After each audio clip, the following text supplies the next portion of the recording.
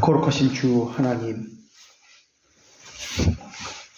애통하는 자는 복이 있다 말씀하셨고 그들이 위로를 받는 것이며 의에 줄이고 목마른 자는 복이 있나니 그들이 긍휼히 여기심을 받을 것이라는 말씀이 있었사온데 저희에게도 그 말씀이 이루어지게 하여 주시어서 심령이 가난한 자들이 받는 천국이 이곳에 있는 자들도 받을 수 있게 하여 주시옵소서. 주님의 극심한 고통과 두려움 가운데 있었다는 것을 저희들 알고 있습니다. 사람의 인성을 입으셨기에 불안해하고 떨고 배고프고 극심한 두려움이 있는 것은 인지상정이오나 저희에게도 영적 기쁨이 항상 충만함이 있기를 사모함도 있어야 하지만은 무엇보다 힘든 상황에서도 하나님의 말씀을 붙드는 것이 저희들에게 중요하오니 근심에 시달릴지라도 하나님의 말씀을 놓지 않는 저희들 되게 하여 주시옵소서. 힘든 상황에 놓였다고 해서 뒷걸음질치고 도망치는 것이 아니라 하나님께 접붙여진 자들답게 강하고 견고하며 스스로 굳세게 하며 주의 말씀을 붙들고 주님과 함께 승리하는 삶을 살게 하여 주시옵소서. 짓누르는 비통 있는 모든 교회에도 감사의 눈물을 쏟을 수 있는 은혜의 말씀이 있게 하여 주시옵고 위로의 말씀으로 성령께서 주시는 함께하심이 체험될 수 있게 하여 주시옵소서. 이 모든 것을 예수님의 이름으로 기도합니다. 아멘. 오늘 말씀의 첫 번째 키워드는 굳세게 한다는 것이 무엇인지 하는 것을 살피도록 하겠습니다. 이것의 결론을 먼저 말씀드리면 말씀에 대한 순종을 이야기합니다. 그것을 풀어가기 위해서 참 하나님, 참 이스라엘, 참된 성령, 참 포도나무라고 할 때 이 참 또는 참됨이라는 것이 무엇인지 그것을 설명하면서 풀어가도록 하겠습니다. 두 번째 키워드는 함께 하노라. 내가 너희와 함께 하노라 할 때 함께 한다는 것이 무엇인지를 설명을 드리도록 하겠습니다. 이것은 영원성, 지속성을 나타내는 말씀입니다. 그러니까 영원한 언약이라고 여기서 우리가 읽어낼 수 있어야 합니다. 성경 건축이 말하고자 하는 것은 영원한 언약을 이야기하고 있다는 것입니다. 그래서 이러한 것을 하나씩 풀어가도록 하겠습니다. 이스라엘의 영광은 두 부분이 있는데 하나는 외적인 부분으로서 그리스도 예수 안에서 값없이 주시는 하나님의 자비하심입니다. 또 한 부분은 거룩한 영으로 말미암아서 우리 속에서 이루어지는 거룩한 삶입니다. 첫 번째 것은 하나님의 측면이요, 두 번째 것은 우리 측면에서 바라보는 것입니다. 나를 버리고 진심으로 순종하는 것이 그래서 신앙의 첫 걸음입니다. 순종은 하나님께 립서비스 하는 것이 아닙니다.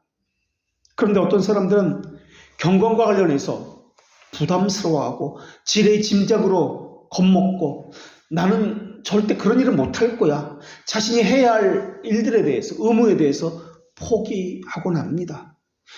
그 사람도 해야 한다는 것은 알고 있습니다. 그러나 하지 않습니다. 두렵고 힘들다는 생각이 앞서기 때문에 그렇습니다. 그러나 그 사람에게 생각만 있고 거룩한 열정과 순종이 없다면 그 사람이 과연 하나님의 자녀일까? 이것을 우리는 생각해 봐야 합니다. 그 사람은 철학적 신념을 가지고 있는 사람이기 때문에 그러합니다. 그것을 가지고 신앙이라고 착각하는 경우가 너무나 많이 있습니다. 왜냐하면 우리가 이미 배운 대로 스콜라 철학은 지적인 동의를 이야기합니다. 그래서 머리에서만 해야지 할 뿐 의지적으로는 순종하는 열정이 없습니다. 그런 사람은 텅 빈 사색을 하면서 믿음의 대상이 단순히 하나님이라고만 여기고 있을 뿐입니다. 그 하나님이 어떤 하나님인지에 대해서는 관심이 없습니다. 자기와 어떤 관계를 맺고 있는지 관심이 없고 피상적으로만 그저 하나님이다 라고만 생각하고 있을 뿐입니다. 그래서 교회에서도 주의 깊게 봐야 하는 것은 일시적 믿음에 관한 것입니다. 이들은 척하는 사람들입니다. 교회 안에는 크게 두 종류의 사람이 있습니다. 중생하는 자와 중생하지 않는 사람입니다. 중생하지 않았는데 중생한 척하는 사람들은 자신이 받을 혜택, 자신이 누릴 유익에 관심이 있습니다. 하나님의 자비하심에 대한 명확한 선명한 인식도 없고 확신도 없습니다. 그저 자신은 하나님에 대해서 관심이 아주 많습니다라고 생각만 할 뿐입니다. 말씀을 사모함도 없고 말씀에 대한 의지적 순종도 없습니다. 단지 그래야지, 예, 그렇게 해야 합니다, 하겠습니다라는 말만, 생각만 있을 뿐입니다. 그것이 전부입니다. 그런데 그 사람들은 가끔 이렇게 하나님에 대해서 생각하는 것으로 자신이 믿음이 있는 사람이다라고 착각을 하고 있습니다. 그런 사람이 아무리 많이 교회를 걱정하고 하나님을 찾으려 한다고 말을 하고 참된 교회를 세우겠다고 말을 한다 할지라도 그의 심정에 내려와서 그것이 거룩한 열정과 순종으로 나타나지 않는다면 그것은 철학적 신념에 불과할 뿐입니다. 철학자들은 사람의 이성을 최고로 여기면서 이성에 귀를 기울이라고 그렇게 이야기합니다. 철학자들은 인간의 이성만이 행동의 유일한 지침서라고 그렇게 이야기합니다. 그러나 신자는 그렇지 않습니다. 자신의 이성도 성령님의 말씀에 굴복을 시키는 자가 신자입니다. 철학자는 하나님의 영상을 어떻게 얻는지, 어떻게 유지하는지, 하나님과의 교제는 어떻게 하는지 생각만 할 뿐입니다. 자신의 삶에서는 그러나 이것이 절대 실천적으로 나타나지 않습니다. 철학자들의 관심은 사람에게 칭찬을 얻으려는 욕구, 물건을 소유하려는 욕망, 자기 유익을 중시하는 자기애만 나타나기 때문에 그렇습니다. 철학자들은 자기가 정의한 믿음이라는 것을 설명할 뿐입니다. 다른 사람들이 말해주는 것, 자기가 들은 것을 앵무새처럼 말하는 것으로 믿음의 확신을 이야기할 뿐입니다. 그들에게는 심정적인 고백, 의를 따르는 배고픔, 주님을 향한 간절한 목마름, 이런 것이 전혀 없습니다. 찬송을 불러도 또 신앙 고백과 주기도문을 한다 할지라도 이 안에 마음이 착 달라붙어서 심정과 의지와 지적인 것이 이 고백과 함께 하나님 앞에 드려지는 것이 전혀 없습니다. 입으로만, 생각으로만 그저 주문 외우듯이 주기도문을, 사도신경을, 십계명을 할 뿐입니다. 그래서 그들이 가진 확신의 근거는 그저 자기에게서 나온 자기 체험, 자기 생각, 자기 판단, 자기 상황적 요소, 이런 것이 그들이 가진 확신의 근거입니다. 자신은 하나님의 말씀 앞으로 가서 객관적인 평가를 받으려고 하지 않습니다. 이러한 모습이 철학자입니다. 그러나 중생한 자는 그렇지 않습니다. 중생한 자가 가지는 유일한 목표는 자기 안에 하나님의 형상의 회복입니다. 회개하는 자의 목표도 자신의 삶이 하나님의 의에 일치하는 그 순종입니다. 그래서 그들은 자신의 삶의 의미를 하나님과의 관계 속에서만 유일하게 찾습니다. 하이델베르크 교리문답 제60문에서도 당신은 하나님 앞에서 어떻게 의롭다함을 얻습니까? 라고 질문합니다. 그 대답은 오직 전적인 은혜로 완전한 만족과 그리스도의 의와 거룩을 나에게 베풀고 전가시켰기 때문에 그렇습니다. 라고 고백합니다. 그런 다음에 그 다음 문장은 모든 순종을 완전하게 수행한 것처럼 이 혜택을 믿음으로 수용하기 때문에 그렇습니다. 라고 고백합니다. 우리는 의롭다 얘기는 다시 말하면 칭의를 구성하는 요소가 두 가지 있다는 것을 배워서 알고 있습니다. 하나는 죄들의 용서고 또 하나는 그리스도의 의의 전가입니다. 이것이 칭의입니다. 그런데 지금 말씀드렸던 하이델베르크 교리문답 제60문에서는 의의 전가만을 말하고 있지 않다는 점입니다. 의의 전가라는 것은 칭의를 상징하는 대표하는 대표성으로서 그냥 이야기하는 거 있는 것입니다.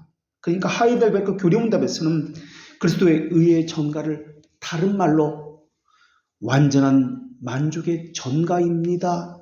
그리스도의 거룩의 전가입니다.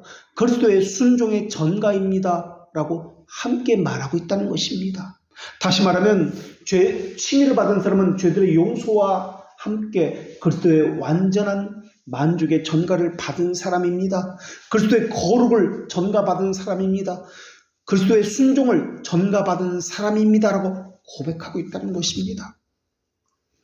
하이델베르크 교리문답은 칭의를 받은 사람을 하나님의 자녀로서 열매를 맺습니다. 그 열매는 만족이라는 열매입니다.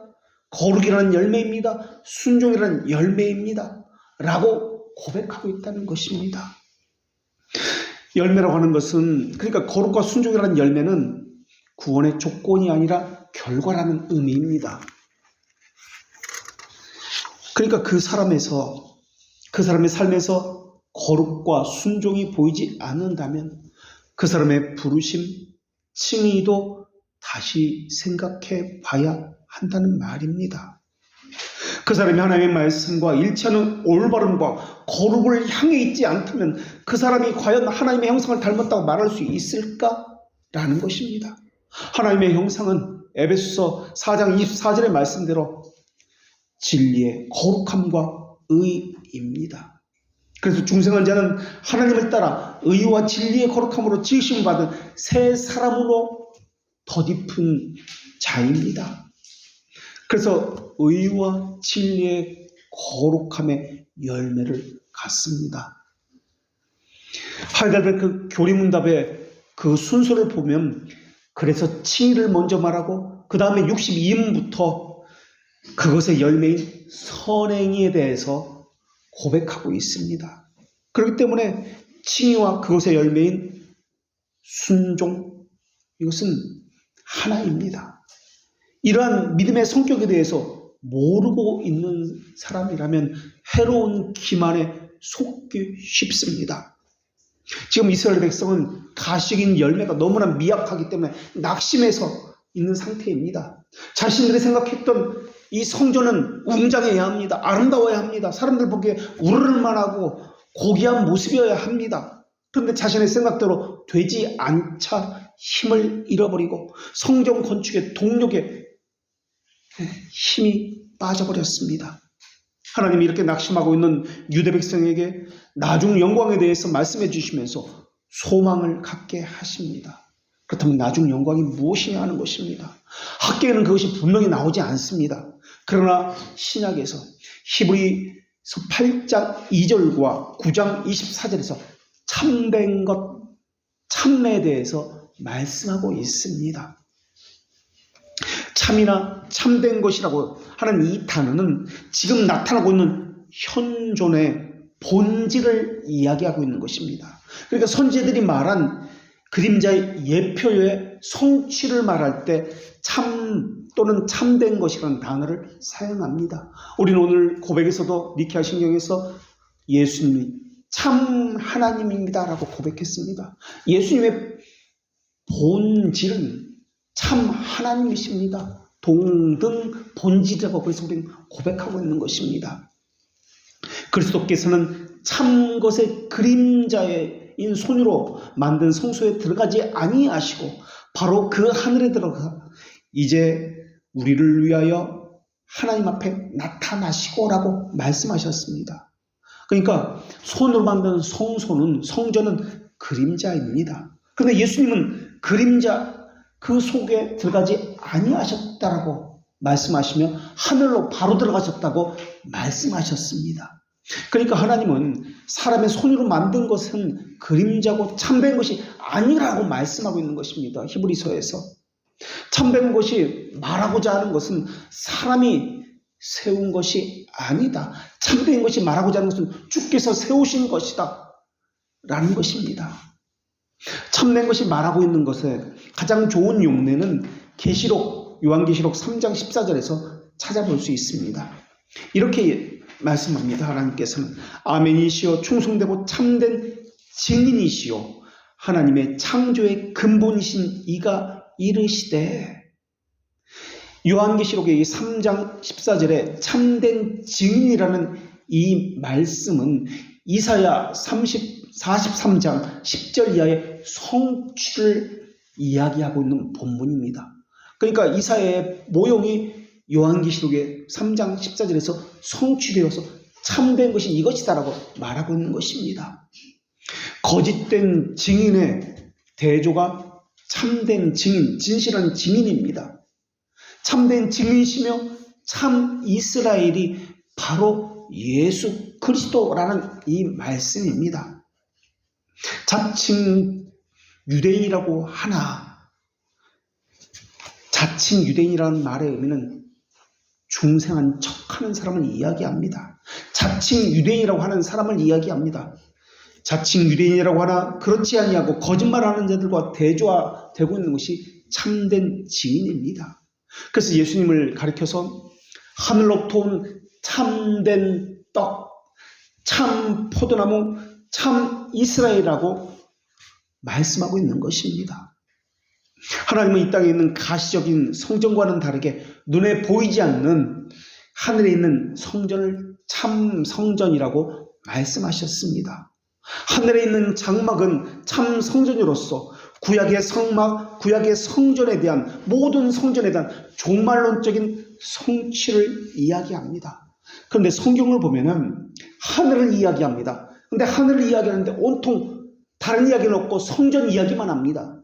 그리고 성전 이야기를 할 때 다른 이야기는 없고 온통 예배 이야기만 합니다. 그리고 예배 이야기만 하는데 그것은 어린 양의 혼인잔치다라고 하면서 예수 그리스도를 그 중심에 두고 이야기합니다.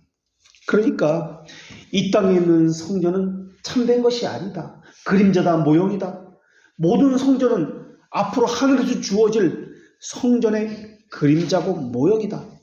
또 이 땅의 성전은 참된 것이 아니기 때문에 더 이상 존재하지 않을 것이다 라고 하는 것이 성경의 가르침입니다. 이것은 영적인 해석이 아니라 오히려 그 반대로 정확한 해석이고 그리스도 안에서 실제적인 성취, 원형, 그 본질을 이야기하고 있는 것입니다. 그런데 많은 이단적 사상을 가진 사람들은 이 그림자가 원형이라고 그렇게 해석해서 이야기하고 우리에게 가르쳐주고 있습니다. 문제적인 해석을 하면서 그 그림자만을 붙들고 있습니다. 그래서 절기를 지키고 유월절을 지키고 성찬을 지켜야만 영원히 산다라는 허황된 말을 하고 있습니다. 그런데 성경에서는 예수님은 그림자에 안 계시고 참된 곳에 계신다라고 이야기합니다. 그런데 그들은 어떤 것을 지켜라, 그것을 행하라, 그러면 구원받는다라고 이야기합니다. 그것은 정확히 행위 구원입니다. 성경이 지지하는 바가 아닙니다. 유월절을 지켜라, 성찬을 행해라. 이것은 원형을 빼버리고 문자적인 해석에만 매달리는 것입니다. 원형은 보지 못하고 헛된 망상에 빠져 있는 것입니다. 유대 백성이 그랬습니다. 가시적인 것, 그림자인 성전의 초라한 모습에 매여서 절망하고 애통하고 있습니다. 믿음의 성격은 지식과 확신으로 구성되어 있습니다. 확신은 컨피던스라는 진실함을 이야기합니다. 그림자와 모형은 변하는 것입니다. 그러나 진리는 변하지 않는 것입니다. 진리는 영원한 것이고 진실한 것이기 때문에 그러하고 하나님의 속성과 연관되기 때문에 그러합니다. 그래서 영원하고 진실한 것이기 때문에 우리가 이미 배운 대로 이것을 확실성이라고 이야기합니다. 그리고 확실성에서 나온 것이 확신이라는 단어입니다. 그러니까 확실성이라는 것은 하나님의 측면에서 이야기한 것이고 확신이라는 것은 사람의 측면에서 바라보는 것입니다. 확실성에서 나온 것이 언약입니다. 이 언약, 약속이 있기에 여기서 소망이 있는 것이며 약속이 있기에 여기서 확신이 있는 것입니다. 이것이 믿음의 성격입니다. 그러나 현재에는 많은 이들이 믿음에 대해서 잘 모르기 때문에 유해한 속임에 쉽게 당하고 있습니다. 믿음을 말할 때 오직 하나님을 의지하는 것이 참된 것이지만 그분으로부터 태어난 육격적 속성을 가지신 예수 그리스도를 인지함을 더해야 합니다. 오늘 본문에서 성전이 말하고자 하는 참된 것도 마찬가지입니다. 오늘 본문은 그러나로 시작합니다. 그러나 이 단어가 원어에서는 그러나 이제라는 의미를 가지고 있는 단어입니다. 그러나 이제 여호와가 말하노라.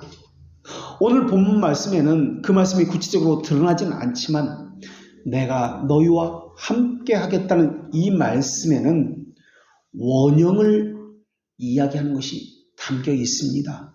원형은 하늘에 있는 성전이다 라는 것을 말하고 있습니다. 왜냐하면 하나님께서 내가 너희와 함께 하겠다라는 말씀이 오늘 본문에 있는데 이것의 원형은 내가 너희와 영원히 함께 하겠다. 이것이 하늘에서 이루어지기 때문에 그렇습니다. 마지막 때에 사람의 손으로 만들지 않은 성전이 있다라고 말씀하면서 이것이 참 성전이다 라고 하십니다.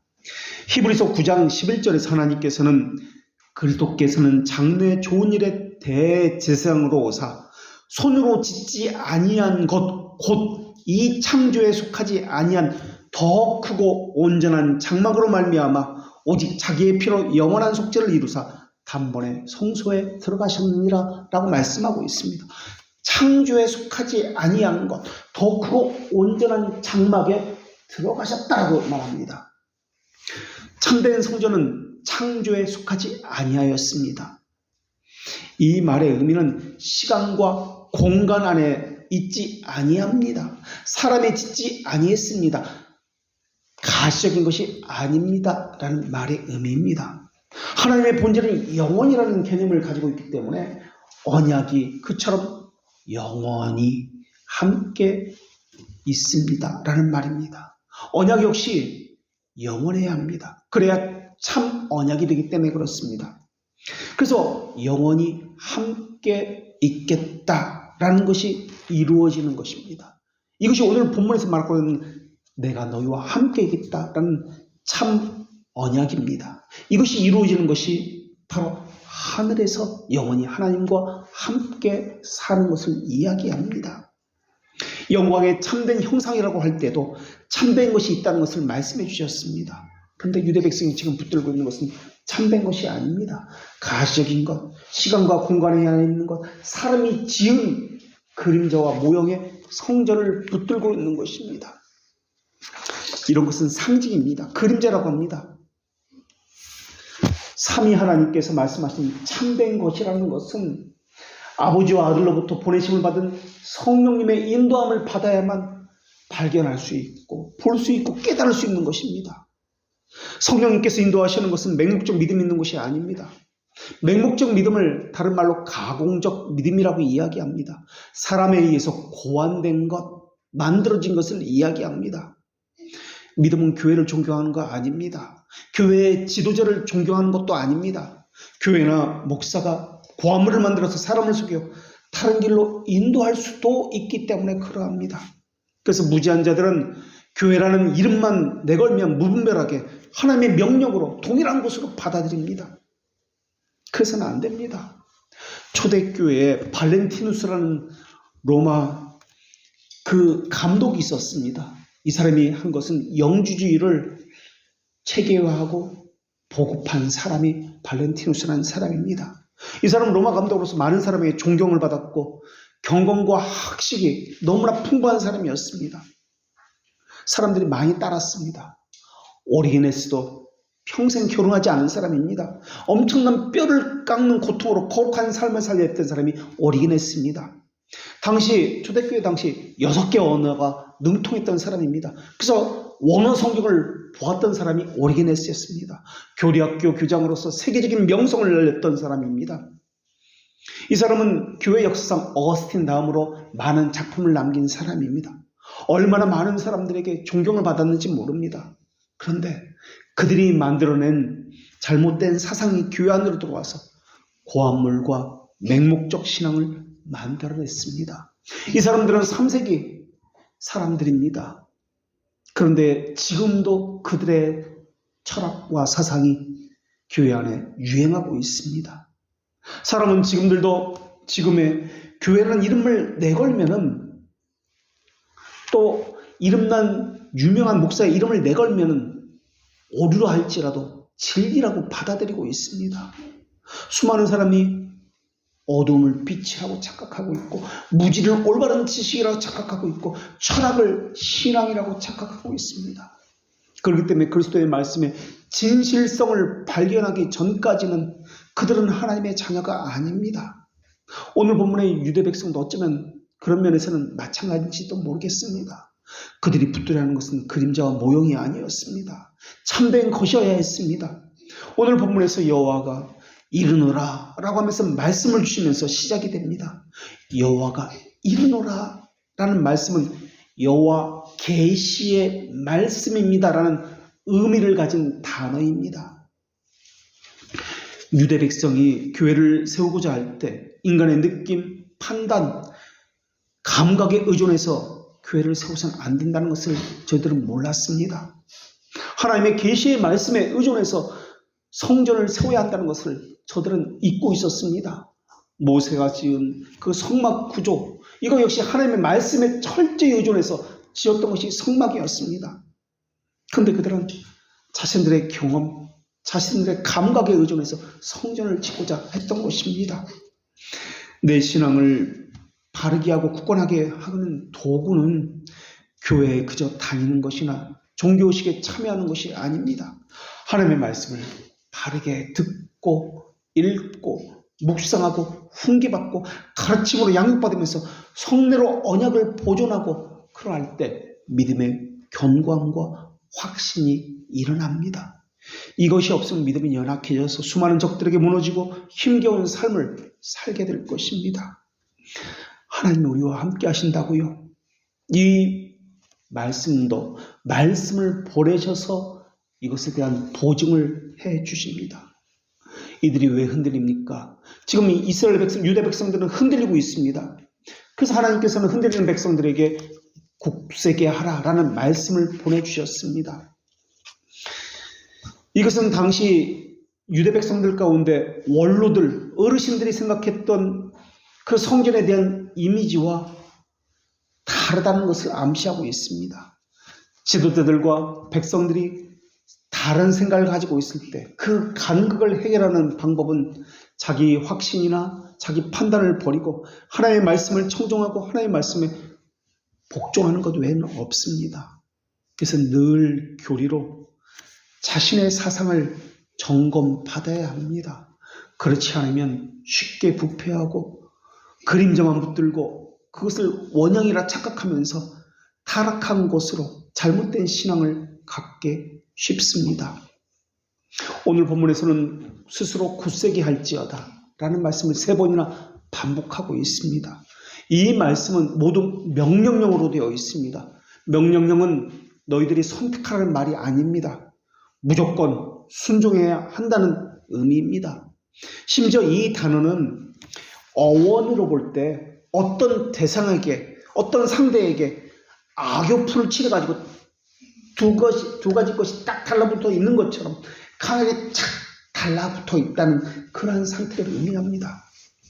이 마음이 인간의 마음과 관련돼서 사용될 때는 인간의 마음이 완악함에 착 달라붙어 있다, 하나님의 말씀을 거부하는 마음의 상태를 가졌다라는 데 쓰이기도 했습니다. 그 대표적인 신뢰가 출애굽 시에 바로왕의 마음의 완고함, 강팍함을 이 단어를 가지고 그렇게 사용하고 있습니다. 오늘 본문에 굳세게 한다는 단어가 바로 그런 단어입니다. 굳세게 한다는 이 단어는 하나님의 말씀에 견고하게 덧붙여서 떨어지지 않도록 악교풀 붙여가지고 둘이 딱 붙어있는 것처럼 그렇게 해야 한다는 의미가 바로 이 견고하게 하라는 그런 단어입니다. 굳세게 한다는 단어입니다. 요한일서 3장 19절에는 어떻게 해야 굳세게 하는지가 나옵니다. 이로써 우리가 진리에 속한 줄을 알고 또 우리 마음을 주 앞에서 굳세게 하리니 진리 안에 거할 때 마음이 굳세게 된다라고 말씀하고 있습니다. 말씀에서 떨어지지 않아야 마음이 접붙여져서 굳게 된다라고 말씀하고 있습니다. 하나님께서는 이 말씀을 모두에게 한꺼번에 한 번만 말하는 것이 아닙니다. 스룹바벨에게도 한 번 말씀하셨고 여호수아에게도 따로 한 번 말씀하셨고 나머지 백성에게도 마음을 강하게 하라 명령을 따로 지금 하고 계십니다. 하나님의 관심은 각각의 관심을 가지고 계시다는 것을 알 수 있습니다. 그러나 하나님의 말씀에 그 권위를 인정하고 존경하는 것, 그 말씀에 절대적으로 순종하고 감사를 표하고 영광을 돌 수 있는 것, 이것은 자신에게 나올 수 있는 것이 아닙니다. 성령님을 자신의 유일한 교사로 모시고 있을 때만 가능합니다. 성령님을 유일한 교사로 모신다는 말의 의미는 성령님의 사역과 관련됩니다. 성령님이 유일한 교사라는 말의 의미는 성령님의 사역이 그리스도를 내세우는 사역만을 하고 있다는 의미입니다. 그러니까 그리스도를 바라보게 하시는 분이 성령님이십니다. 그리스도를 바라보게 하지 않냐면 이것은 성령님의 사역이 아니라는 말입니다. 그래서 성령님을 내적 교사라고도 이야기하고 그리스도를 또한 동시에 내적 교사라고도 이야기합니다. 이것의 가치가 무엇인지 성령님께서 알려주시고 심정에 새겨주시기 때문에 성령님께서 함께하는 이들은 자기 의를 내세우거나 자만심을 일으키지 않습니다. 겉에 보이는 그 그림자 모형을 붙들고 있지 않습니다. 이들은 육체적이고 물질적인 것에 안정감을 느끼지 않습니다. 성령님께서 함께 하시는 이들은 자기가 행하고 있는 육체적인 현실적인 상황에 만족하지 않습니다. 이들의 만족은 성령께서 행하는 함께 하시는 이들의 만족은 그리스도의 종으로서 그리스도를 아는 것, 그분의 말씀에 순종하는 것에 있습니다. 그러기에 그들은 생각만으로 입으로만 예 그렇습니다. 그러지 않습니다. 이것은 바른 신앙이 아니기 때문에 그렇습니다. 성령님은 진리의 영이시고 순종의 영이시기 때문에 그러합니다. 순종의 의를 전가받은 사람은 그리스도를 향해 순종하는 열매를 맺게 되어 있습니다. 그분의 권위에 순종하는 그런 열매를 맺게 되어 있습니다. 그분의 말씀과 가르침에 순종하는 것으로 그 열매가 나타나기 때문에 그렇습니다. 오늘 본문에는 물론 그것이 나타나지 않습니다. 선명하게 나타나지 않습니다. 구약 성경에도 이러한 말씀들이 선명하게 나타나지 않습니다. 그러나 하나님의 영은 말씀을 보내셔서 가식이고 지상의 성전을 바라본 이들에게 더 큰 성전이 있다. 참 성전이 있다. 이것을 바라보라. 여기서만 참된 만족을 얻을 수 있다라고 말씀하고 있습니다. 사람의 손으로 짓지 아니한 성전인 참 하나님 그리스도를 바라보는 것, 이것이야말로 교회의 자기 정체성입니다. 하나님은 그리스도에 대한 참된 지식에 복음의 옷을 입혀서 유대 백성에게 보내주셨습니다. 그 유대 백성에게 복음의 옷을 입혀서 보내주신 그 말씀은 굳세게 하라라는 말씀입니다. 지식과 확신이 착달라붙어 있어라 라는 말씀이 굳세게 하라는 말씀의 의미입니다. 복음의 인도함을 받지 않으면 참 성전으로 인도함을 받을 수가 없기 때문에 그렇습니다. 이 땅의 모든 백성아 스스로 굳세게 하여 일할지어다 라고 말씀하고 있습니다. 일할지어다 라는 이 말씀은 스룹바벨이나 여호수아에게는 말씀하지 않은 말씀입니다. 유대 백성에게만 하신 말씀이 일할지어다 라는 말씀입니다. 이 말의 의미는 열심을 다하지 않는 모습, 어쩌면 성전을 재건하다가 중단했기 때문에 그런지도 모르겠습니다. 거룩한 말씀으로 지어져야 할 성전 건축이 힘을 잃었기 때문에 그럴지도 모르겠습니다. 중단되지는 않았을지라도 열심을 내지 아니하고 하는 모양새만 내고 있기 때문에 일할지어다 라고 말씀하고 있는지도 모르겠습니다. 하나님은 백성들에게 힘을 내서 열심히 일하라고 명령하십니다. 그리고 만군의 여호와의 말이니라 라고 덧붙여서 말씀하고 있는데, 이 만군의 여호와라는 말의 의미는 우리가 이미 배운 대로 섭리주라는 의미입니다. 동시에 그것과 함께 섭리주께서는 하나님의 백성들과 함께 하신다는 약속을 주셨습니다. 하나님의 말씀에는 영원이라는 개념이 포함되어 있습니다. 그렇기 때문에 진리입니다. 하나님의 속성이 본질이 영원인 것처럼 하나님의 말씀과 하나님의 사역에도 영원이라는 개념, 진리라는 개념이 포함되어 있습니다. 너희와 영원히 함께 할 것이다. 오늘 본문에는 영원이라는 단어는 나오지 않습니다. 그러나 하나님께서 말씀이라는 것은 진리이기 때문에 변하지 않기 때문에 영원이라는 개념이 당연히 포함되어 있다는 것을 전제로 합니다. 참된 성전에서 영원히 너희와 함께 할 것이다. 이 말씀입니다. 이거보다 더 큰 위로가 어디 있습니까? 이거보다 더 큰 기쁨이 어디 있습니까? 하나님은 학개 1장 2절에서는 유대 백성을 이 백성이라고 말씀하셨습니다. 그러다가 2장 2절에서는 남은 백성, 남은 자라고 말씀합니다. 그런데 오늘 본문에서는 이 땅 모든 백성이다 라고 부르시고 계십니다. 하나님과 상관없던 그 백성이 하나님과 관계를 맺은 이 백성이 되었고, 이제는 다른 사람은 없고 오직 이 땅에는 이 백성만 있는 것처럼 이 땅 모든 백성아라고 유대 백성들을 부르고 있습니다. 하나님의 관심은 다른 백성이 아닙니다. 하나님과 관계를 맺은 바로 이 백성입니다. 마치 유치원 발표회에서 부모가 자기 자녀에게만 관심을 갖고 자기 눈에 자녀만 보이는 것처럼 말입니다. 당시 그 백성이라고 불렸던 유대 백성은 하나님은 없었습니다. 자기만 있었습니다. 자기 집, 자기 먹을 것, 자기 행복을 위해서 살아가던 사람들이었습니다. 그러다가 회개하고 돌이키게 됩니다. 그때 하나님은 그 백성을 나의 백성이라고 불러주시기 시작합니다. 나의 백성이라고 불렸던 이때는 회개의 삶을 살고 돌이키며 하나님과 관계를 맺으면서 살기 시작하던 그때입니다. 그리고 지금은 이 땅의 모든 백성아, 온통 관심사가 하나님의 말씀에 그 백성에게만 눈이 고정되어 있다라는 것을 볼 수가 있습니다.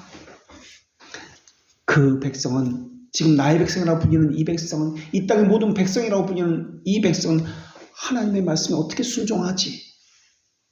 이것에만 관심이 있는 것처럼 보입니다. 이들은 하나님을 위해서 무엇을 할까? 그것으로만 마음이 가득 차 있어, 착달라붙어 있어가지고 하나님의 영광 하나에 울기도 하고 기뻐하기도 하는 그런 상태가 되었습니다. 물론 가시적인 것입니다. 이들이 붙들고 있는 것은 참된 원형이 아닙니다. 그럴지라도 하나님의 영광과 관련시켜서 그 모든 것도 하나님의 영광과 관련시켜서 울기도 하고 기뻐하기도 하고 지금 그러고 있습니다. 그리스도의 몸된 교회가 버려졌기 때문에, 황폐해졌기 때문에 그것에 대해서 아파하고 애통해하고 있습니다. 우리 교회가 이렇게 황폐하고 버려졌다니 이전에는 눈에 들어오지 않았습니다. 관심도 없었습니다. 그런데 이제 그것이 눈에 들어오기 시작합니다. 그러자 그것이 너무나 고통스럽고 너무나 죄스럽다고 여겨서 지금 아파하고 있습니다. 그래서 하나님의 말씀이 사라진 성전이 회복되기를 지금 사모하고 있는 것입니다.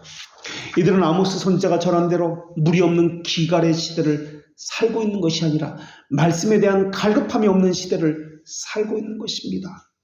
그 백성일 때는 자기 일이 우선순위였습니다. 교회 일을 하는 데는 제일 끄트머리, 아니 그것조차 없었습니다.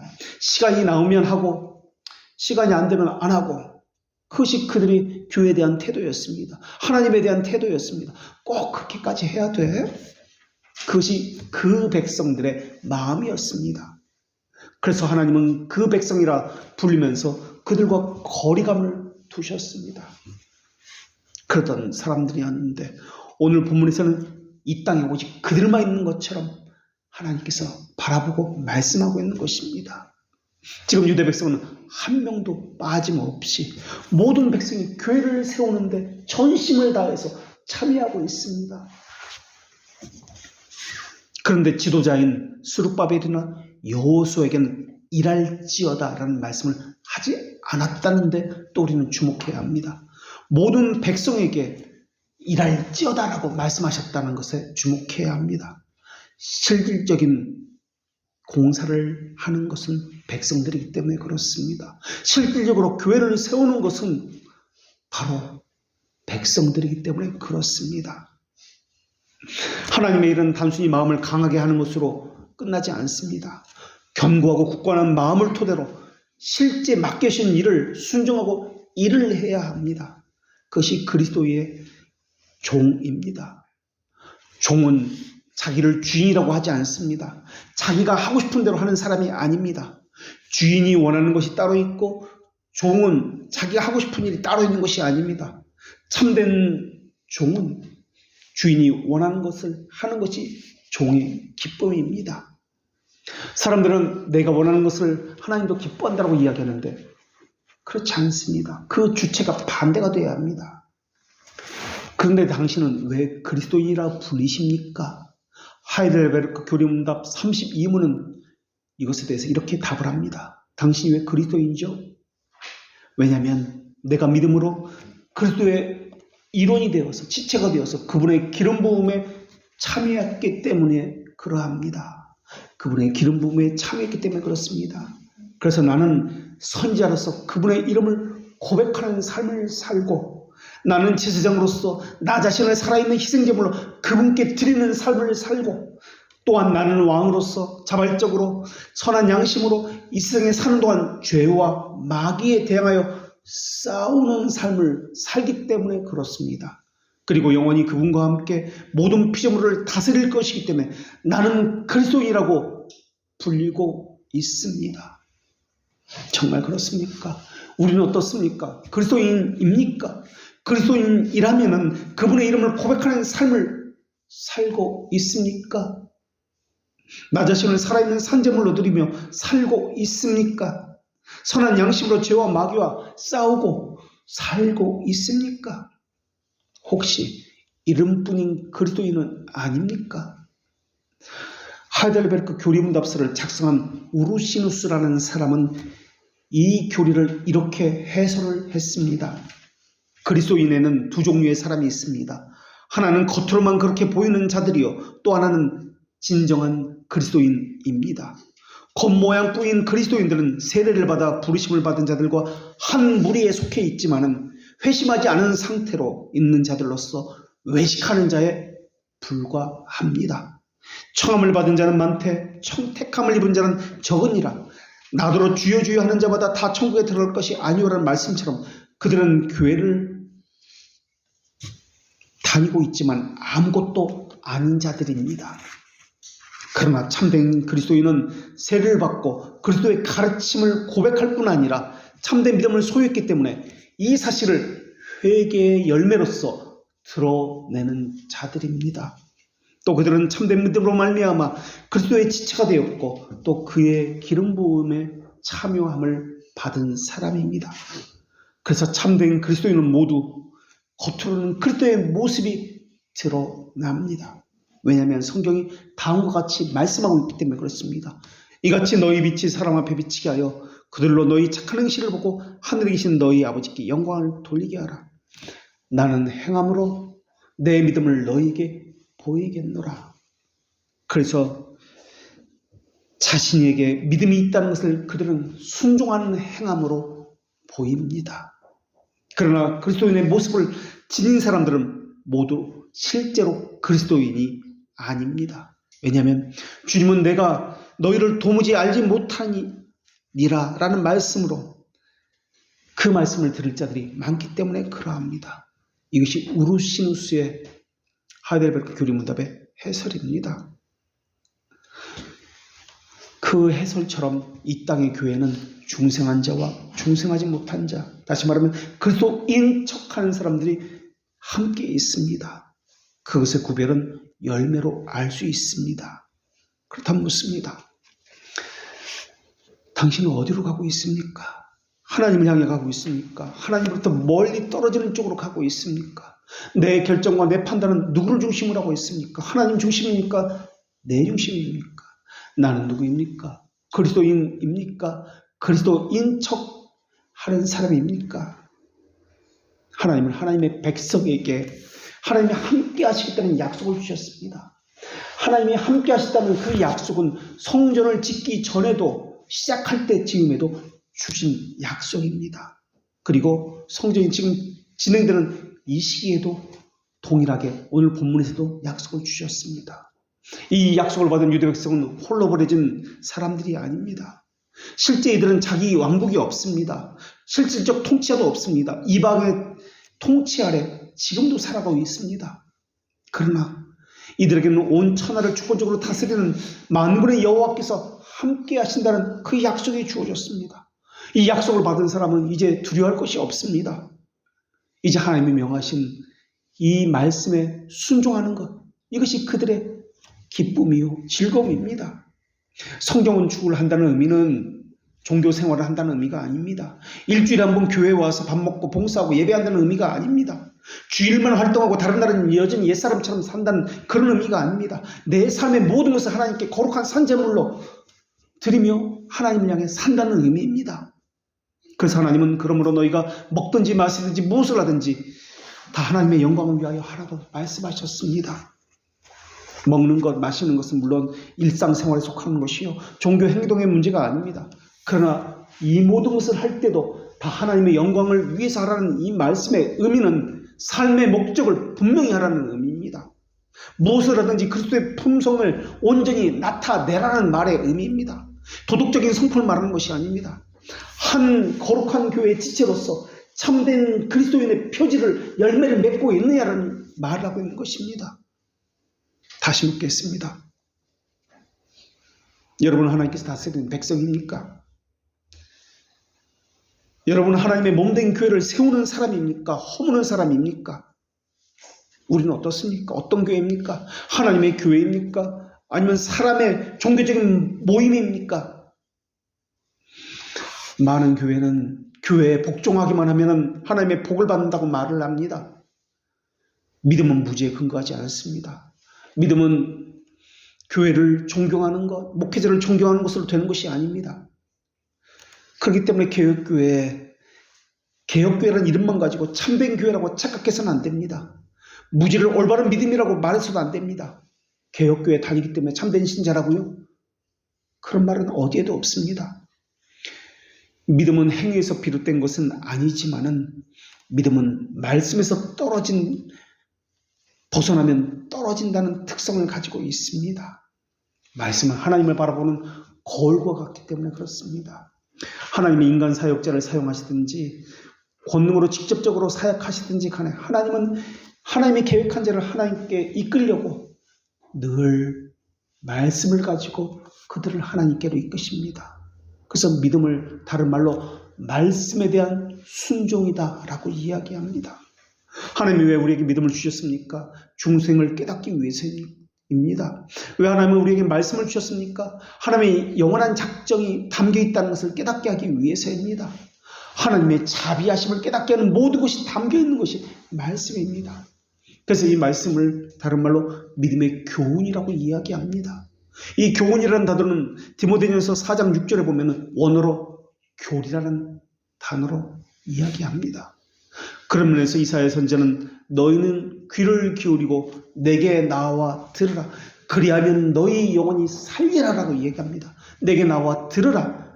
그러면 살고 듣지 아니하면 말씀을 듣지 아니하면 죽는다는 이야기입니다. 믿음이 지향하는 곳에는 그렇기 때문에 반드시 말씀이 있습니다. 말씀이 있는 곳을 벗어나게 되면 불확실성으로 마음이 흩어지고 방하게 되어 있습니다. 지금 유대 백성에게 말씀을 보내서 그들의 흩어진 마음을 견고하게 다지시는 것이 하나님이십니다. 흔들리는 마음을 붙들으시고 순종한 열심을 내게 하고 계십니다. 목회자의 사명은 다른 것이 아닙니다. 하늘 교리를 바르게 가르치는 데 있습니다. 신자의 사명은 다른 것이 아닙니다. 하나님의 말씀을 바르게 배우고 이것을 삶에서 실천하는 데 있습니다. 이것이 목회자의 사명이며 교회의 존재 이유입니다. 물론 사람 사역자가 세르모늄, 말씀이 있은 예수 그리스도 자체를 전하는 것은 불가능합니다. 설교자가 하는 것은 해석된 말씀인 배로 품을 할 뿐입니다. 그러나 신자라면 자신이 기대고 의존해야 할 말씀이 있기 때문에 말씀 안에서 믿음이 무엇인지를 발견해야 하는지, 어떤 믿음이 있는지를 발견해야 하는데 그것을 항상 물어야 합니다. 이것은 성령님께서 우리에게 행하시는 것입니다. 성령님을 의지한다는 것은 막연한 감정으로 되는 것이 아닙니다. 성령님을 의지한다는 것은 성령님께서 말씀과 함께 우리에게 오시는데 성령과 함께 오는 그 말씀을 의지한다는 말입니다. 하나님께서는 말씀에 대한 태도를 어떻게 취해야 되는지 우리에게 가르쳐 주셨습니다. 주님의 의로운 말씀을 사모하는 것으로 성령님을 의지해야 하고, 주의 교훈을 배우고 가르침을 받는 것으로 성령님을 의지하고, 그 들은 말씀을 깨닫게 되기를 말하는 마음으로 성령님을 의지하고, 그 들은 말씀을 순종하는 간절한 마음으로 성령님을 의지하는 것이라고 하셨습니다. 그러면서 주의 말씀을 금보다 귀하게 여기고 더 사랑함으로 의지하는 것이라고 가르쳐 주셨습니다. 우리에게는 어떻습니까? 말씀에 대한 사모하는 마음이 있습니까? 배우고 가르침을 갈망하는 마음, 깨닫기를 바라는 순전한 마음, 그 깨달은 말씀에 의지적으로 행하고자 하는 그 열매를 맺고자 하는 간절함이 있습니까? 하나님이 말씀을 보내셔서 그들과 함께 하신다는 사상은 오늘 본문의 말씀처럼 내가 너희와 함께 하노라 라는 말씀에 드러납니다. 사실 이 말씀은 이삭, 야곱, 모세, 여호수에게도 동일하게 주신 말씀입니다. 내가 너와 함께 있어 내가 어디로 가든지 너를 지키며 너를 이끌어 이 땅으로 돌아가게 할지라. 내가 내게 허락한 것을 다 이루기까지 내가 너희를 떠나지 아니하리라. 택하신 백성과 함께 하신다는 이 약속은 에덴 동산에까지 거슬러 올라갑니다. 그리고 이 약속은 타락 이후에도 계속되어졌습니다. 이스라엘 나라가 망한 이후에 더 강력하게 이 말씀이 나타납니다. 그리고 이 언약은 요한계시록 심판 이후의 삶에서도 이 언약이 나타납니다. 왜냐하면 하나님의 말씀은 영원하고 변함이 없기 때문에 그렇습니다. 그런데 하나님과의 관계가 회복되려면 먼저 해결해야 되는 것이 죄 문제입니다. 그래서 하나님께서는 바벨론 포로에서 예루살렘으로 돌아왔을 때 가장 먼저 그들의 죄 문제를 해결해 주셨습니다. 그래서 에스겔 36장 24절에서 하나님은 이렇게 말씀하셨습니다. 내가 너희를 여러 나라 가운데서 인도하여 내고 여러 민족 가운데서 모아 데리고 고국 땅으로 들어가서 맑은 물을 너희에게 뿌려서 너희로 정결하게 하되 곧 너희 모든 더러운 곳에서와 모든 우상 숭배에서 너희를 정결하게 할 것이며 또 새 영을 너희에게 속에 두고 새 마음을 너희에게 주되 너희 육신에서 굳은 마음을 제거하고 부드러운 마음을 줄 것이며 또 내 영을 너희 속에 두어 너희로 내 율례를 행하게 하리니 너희가 내 규례를 지켜 행할지라. 왜 하나님께서는 유대 백성에 정결하게 하셨습니까? 하나님의 규례를 지켜 행하게 하기 위해서였습니다. 왜 그들의 죄를 용서하셨습니까? 하나님의 율법을 지켜 순종하게 하기 위해서였습니다. 하나님이 거룩하니 그의 자녀도 거룩하는 것은 마땅합니다. 내가 너희와 함께 하니라 라는 이 표현은 하나님의 진실함, 하나님의 속성 이런 것이 함께 들어가 있습니다. 1인칭 대명사로 나라는 주어로 시작합니다. 그리고 2인칭 복수형으로 너희와 함께한다 라고 말씀하십니다. 이 대명사는 관계성을 이야기합니다. 사도신경에서도 주기도문에서도 이 관계성을 가지고 이야기합니다. 관계를 맺었다라는 의미입니다. 어떤 관계입니까? 인격적인 관계요. 영원히 변치 않는 언약의 관계고 신실함으로 너희를 대하겠다는 진실함에 관한 관계입니다. 학계만이 아니라 학계와 함께 활동했던 스가랴에서도 이런 표현이 보입니다. 여호와의 말씀에 시온에 따라 노래하고 기뻐하라. 내가 와서 너희 가운데 머물 것임이라.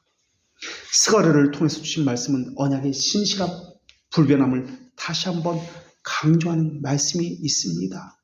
함께 한다라는 단어, 머문다라는 의미를 가지고 있습니다. 지속성이라는 의미를 가지고 있습니다.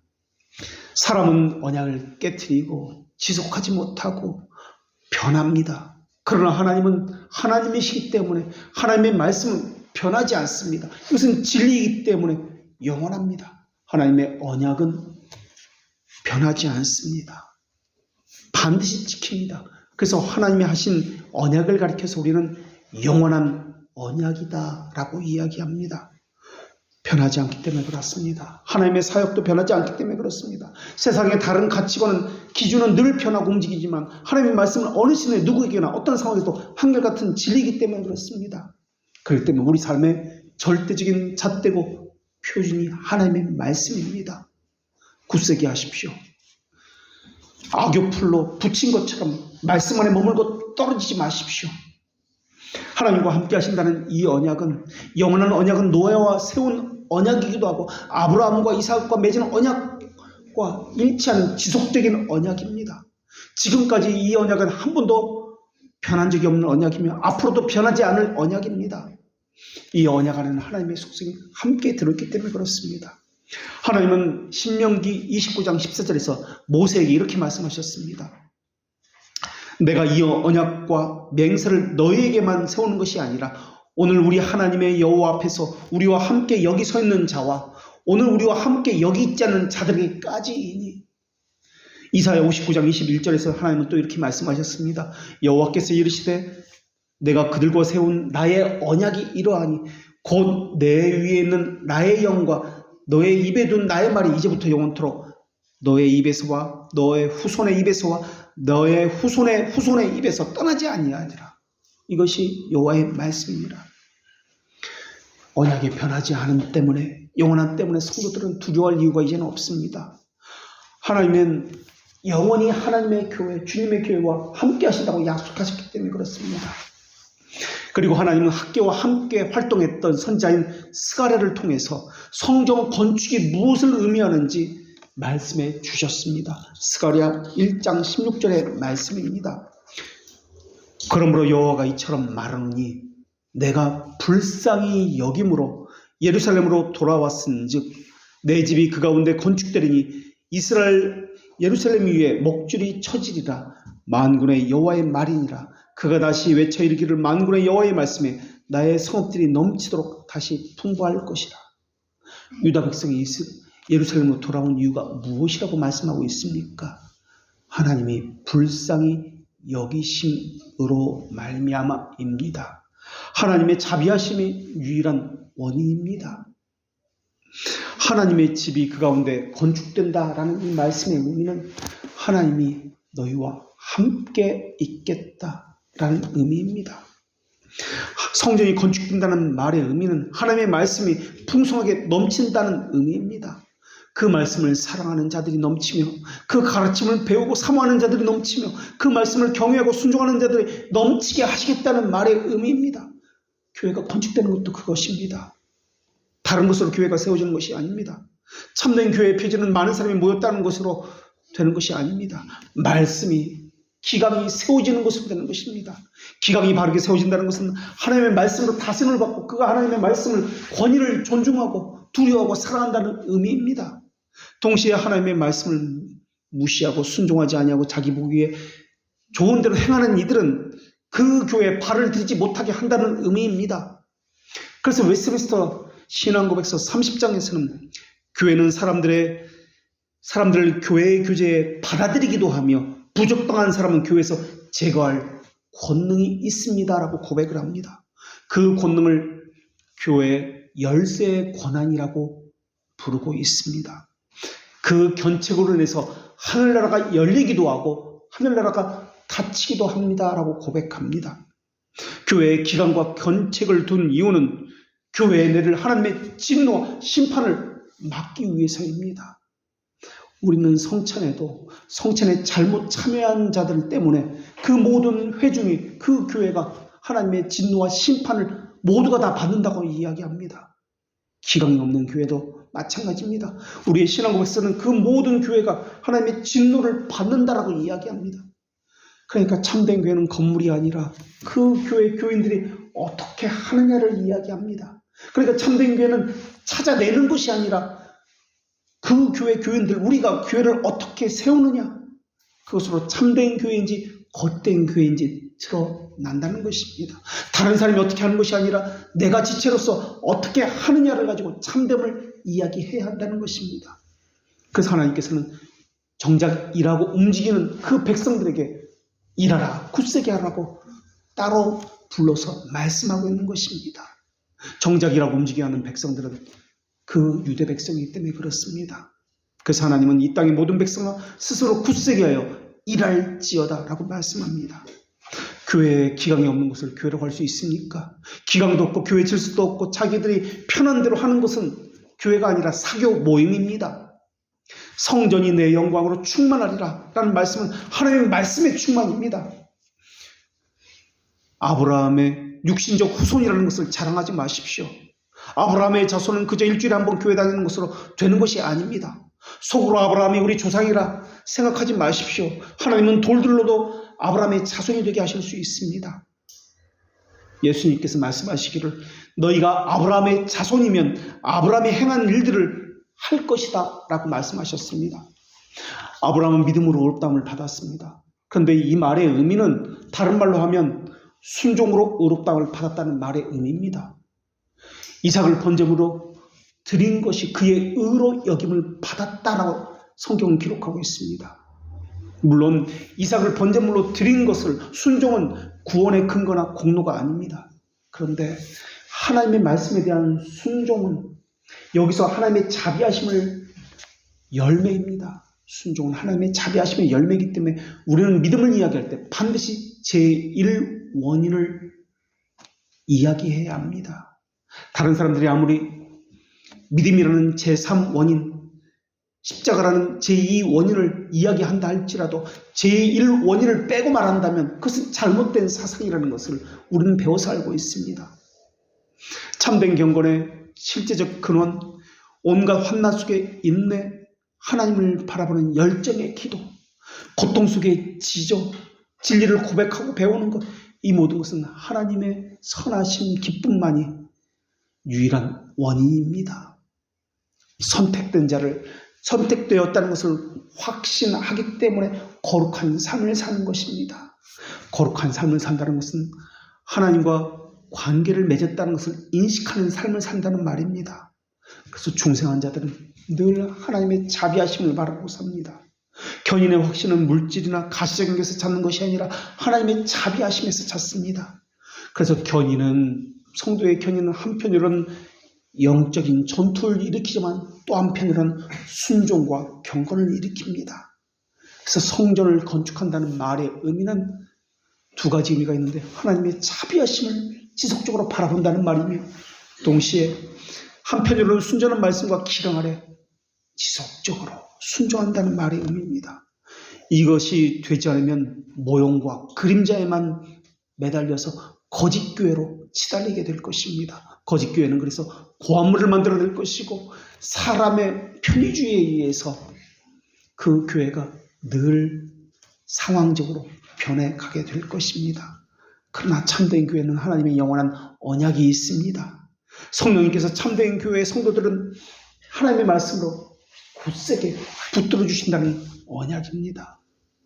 우리에게도 그 언약이 있으며 참된 성도에게는 하나님께서 늘 함께 하신다는 영원한 언약을 주셨습니다. 기도하겠습니다. 거룩하신 하나님, 이제는 어린아이처럼 가장 기본적인 것을 가지고 말하지 아니하게 하여 주시옵소서. 장성한 자의 분량을 가지고 세워지게 하여 주시옵고 힘든 고난은 필연적이므로 그것에 굴복해야 한다는 말에는 귀를 기울이지 않게 하여 주시옵소서. 탐욕과 야망과 눈먼 정욕대로 살 것이 아니라 말씀에 순종하는 삶을 가장 기뻐하게 하시옵고 하늘의 영광체로 새로워지는 소망을 따라서 살게 하시되 두려움이나 죽음보다 더 큰 하나님의 위로와 말씀과 또한 참 성전이신 예수 그리스도를 바라보는 삶을 살게 하여 주시옵소서. 참된 것을 찾아 소유하는 자들 되길 원하올 때마다 임마누엘이시며 우리와 함께 하시는 예수님의 이름으로 기도합니다. 아멘.